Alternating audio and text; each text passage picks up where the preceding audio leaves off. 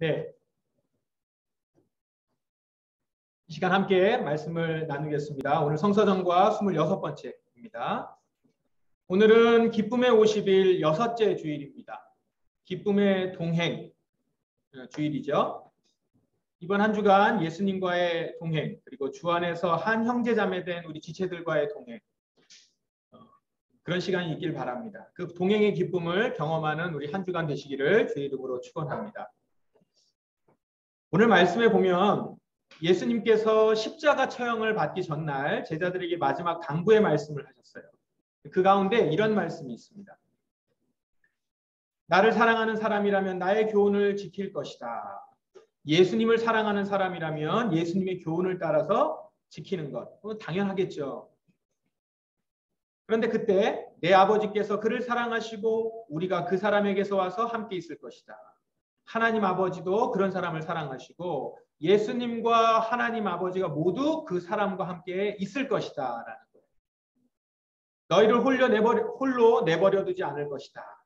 이런 것인데요. 여러분 혼자 있을 때 혹은 혼자 떨어져 있을 때 이런 말씀을 들으면 얼마나 든든한지 몰라요. 예수님께서 게다가 하나님과 함께 우리와 함께 계시겠다라고 말씀을 하세요. 예수님의 말씀을 이렇게 쭉 들어보면요. 지금 하신 이 약속을 제자들과 있는 동안 아마 반복적으로 하셨어요. 그런데도 제자들이 자주 잊어버리기도 하고 그랬습니다. 아마 지금도 또 잊어버릴 거예요. 그래서 예수님이 더 분명한 약속을 하나를 더 하십니다. 내 아버지께서 나의 이름으로 보내실 진리의 성령이신 보혜사께서 너희에게 모든 것을 가르치시며 진리의 성령 보혜사가 너희에게 오실 것이다 라는 거예요. 보혜사는 한마디로 말하면 도우시는 분이다. 도우시는 분 이런 뜻입니다. 그러니까 성령님께서 예수님을 대신해서 예수님이 승천하시면 예수님을 대신해서 제자들을 돕는 분으로 오실 것이다 라는 겁니다. 그러면 여러분 성령님은 제자들을 어떻게 도우시나요? 예수님은 이렇게 설명하십니다. 제자들을 가르치시고 예수님의 말씀을 깨닫게 하시는 성령님은 말씀을 가르치시고 깨닫게 하시는 분이시라는 거예요. 우리가 말씀을 볼 때, 우리가 성경 말씀을 볼 때 성령님께서 그 말씀을 조명하셔서 비춰주셔서 그 말씀이 의미하는 바를 깨닫게 해주시고 이해할 수 있도록 그렇게 해주시는 분이 성령님이시다. 그리고 예수님께서 지금 하신 말씀들을 모두 생각나게 하신다는 거죠. 아, 그 말씀이 이런 말씀이었구나. 이런 말씀도 하셨지. 라고 하면서 성령님께서 그걸 깨닫게 해주시고 생각나게 해주신다는 것이죠. 예수님의 말씀을 잊지 않고 살아갈 수 있도록 도우신다. 그것이 우리 성령님께서 우리를 도우시는 모습이다라는 겁니다. 그리고 또요. 또 어떤 일을 성령님이 하시나요? 사도행전 본문을 보면요. 성령님은 제자들의 길을 인도하십니다. 길이라는 게 뭐예요? 구체적으로 살면서 우리가 가는 곳이죠. 살면서 선택해야 되는 길입니다. 인생 전체로 봤을 때는 삶의 방향을 말할 수 있어요. 그 길이라는 것이. 성령님은 우리가 가치 있게 살아가기 위해서 걸어가야 될 그 삶의 방향, 그것을 가리키고 인도하신다는 것이죠. 뿐만 아니라 가면 안 되는 길, 그 길도 알려주시고 가야 되는 길에서 만나야 될 사람, 그 만날 사람도 만날 수 있도록 해주시고 해야 할 일을 보여주시고 경험해야 될 일, 그 길로 인도하신다는 것이죠. 성령님은 우리의 길을 인도하시는 분. 그러면 이렇게 해서 성령님이 우리를 어디로 인도해 가시는 걸까요? 바로 하나님의 성, 하나님의 나라입니다. 성령님은 우리를 최종 목적지, 하나님의 성, 그 나라까지 갈 수 있도록 도우시는 분이라는 거예요. 그냥 길만 제시하시고 너가 알아서 가라 라고 하지 않고 끝까지 동행하시고 그곳에 도달할 수 있도록 그렇게 하신다는 것이죠. 그 성이 어떤 곳이에요? 말씀을 쭉 보니까 해와 달도 필요 없고 하나님의 영광의 광채가 빛이 된다고 해요. 모든 민족이 그 빛 아래로 걸어다니고 있고 밤이 없기 때문에 성문은 닫히지 않아요. 어둠이 없고 슬픔과 눈물이 두려움이 없어요. 이 말로 다 표현하기가 어렵죠. 요한계시록에서 요한이 그 천상의 모습을 하늘나라의 모습을 다 표현하기가 어려웠을 겁니다. 우리의 상상으로도 다 담을 수는 없어요. 하지만 한 가지 분명한 건 참으로 영광스럽고 아름다운 그런 곳이다. 그래서 이것에 이를 때까지 성령님이 우리를 인도해서 도달할 수 있도록 도우신다는 거예요. 그런데 오늘 성경 동화에서도 보셨는데요. 계시록을 보니까 이 하나님 나라에 들어가지 못하는 이들이 나와요. 어떤 이들이에요? 깨끗하지 못하고 부끄러운 짓을 한 자, 거짓말한 자들. 이들은 하나님의 나라에 들어가지 못합니다. 왜요? 이들은 성령님과 동행하지 않았던 거예요. 날마다 말씀의 빛으로 삶을 돌아보지 않았어요. 그러니까 성령님이 보여주신 길, 옳은 길 따라가지 않았습니다.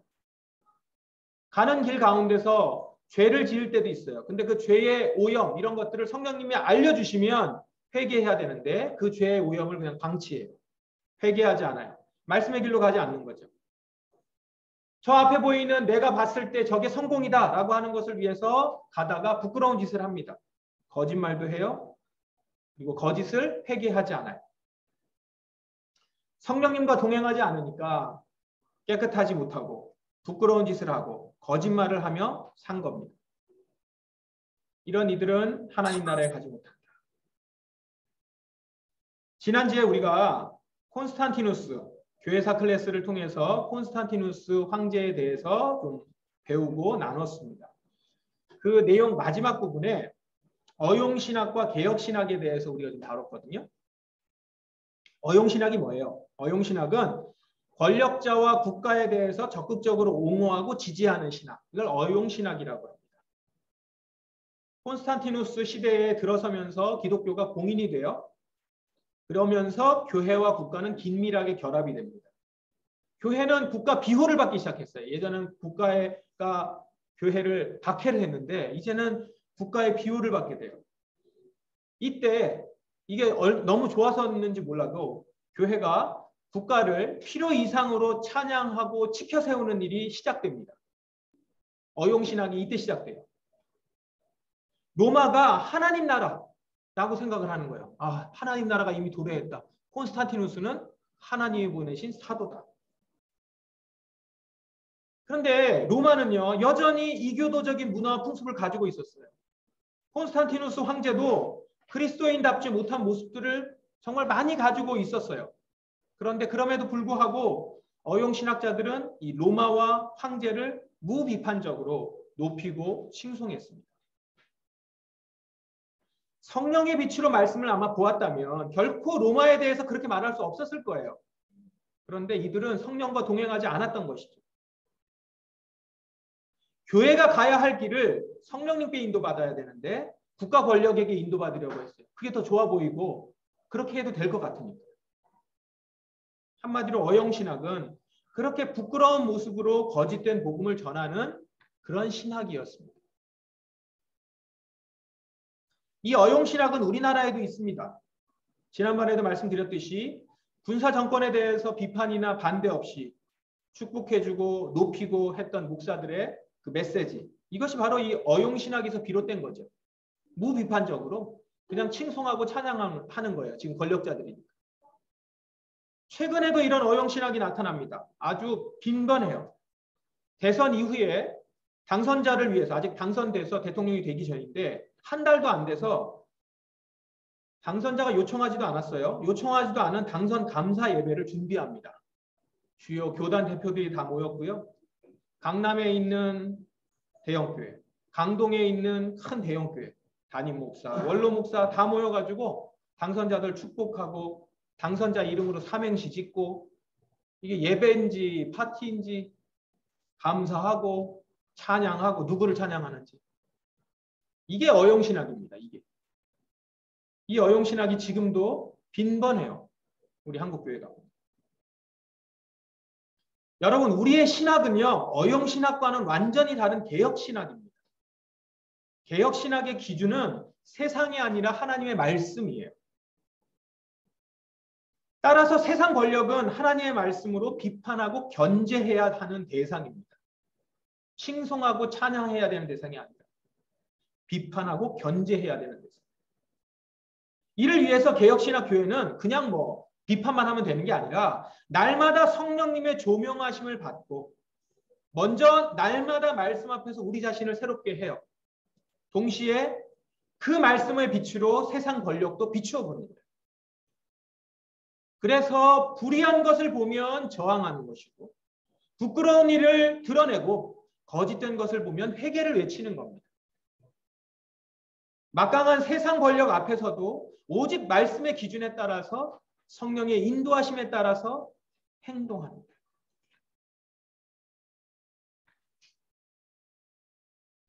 그것이 바로 개혁신앙, 개혁신앙을 가지고 있는 자들의 행동이며 모습이고 그것이 우리 개혁신앙을 가지고 있는 자들, 성도의 모습입니다. 여러분들 아실지 모르겠는데 아시는 분들도 있을 텐데 검사 중에 우리 검찰의 검사 중에 임은정 검사라고 있습니다. 이분이 이제 유명해지게 된 것이 2007년에 일명 그 도가니 사건 있죠? 도가니 사건으로 알려진 광주 인화학교 사건에 공판 검사를 맡아서 잘 알려지기 시작합니다. 그리고 그 이후에 이 간첩 누명으로 15년형을 선고받았던 박형규 목사에 대해서 이제 재심이 이루어졌는데 그때 검사였어요. 그때 검사가 돼서 무죄를 구형합니다. 다시 재심해서 15년형을 선고를 받았던 그 목사에게 무죄를 구형해요. 그래서 이것 때문에 법조계 전체가 발칵 뒤집혀졌어요. 충격에 빠뜨립니다. 이게 왜 법조계에서 충격적인 일이었냐면 재심에서 무죄를 구형한 것은 그 전에 검찰이 한 일이 잘못됐다는 걸 인정하는 거잖아요. 검찰에서는 자신들의 잘못을 절대 인정하지 않는 것이 불문율이랍니다.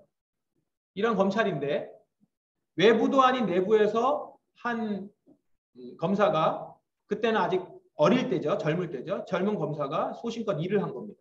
얼마나 공격과 비난이 많았겠어요. 우리가 볼 때는 너무 상식적인데 전혀 이 한국에서 아무 문제도 없는 사람을 간첩으로 만들었잖아요. 최근에 그런 일이 또 있었죠.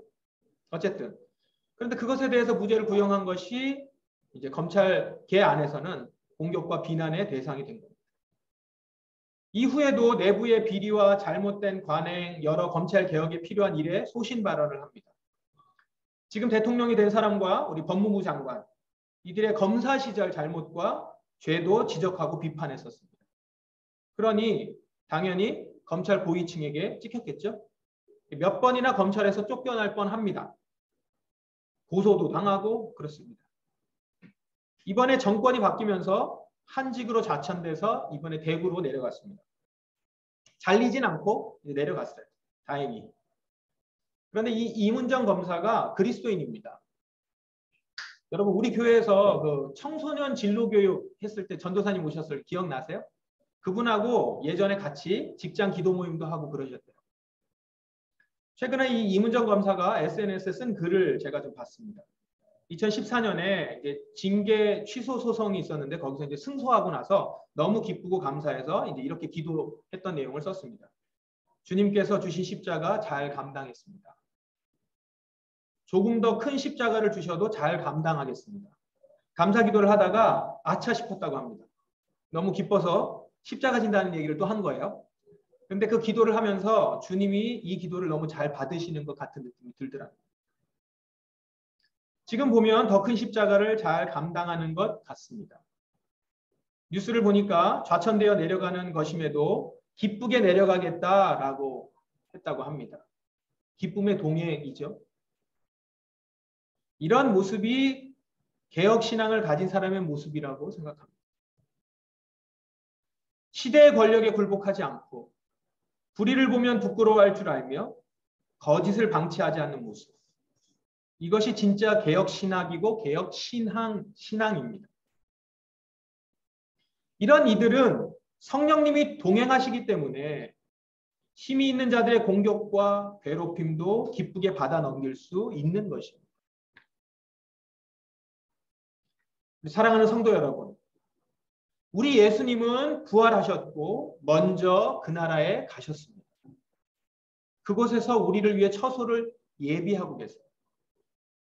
우리도 예수님처럼 부활하여 예비된 처소에 갈 것입니다.